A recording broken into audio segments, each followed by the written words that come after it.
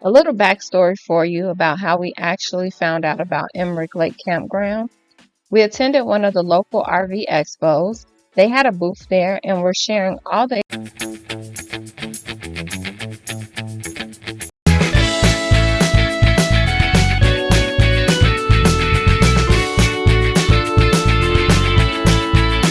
All right, we're all set up at the campsite. Everybody, the kids on their bikes, everybody having a good time.